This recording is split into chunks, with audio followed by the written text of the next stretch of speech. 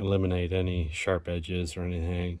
You know, Take off all the burrs and all that. This is a performance valve job, so that's what you're going to get. You're going to get, you know, 100%.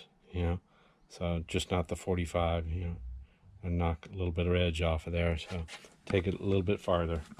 Alrighty.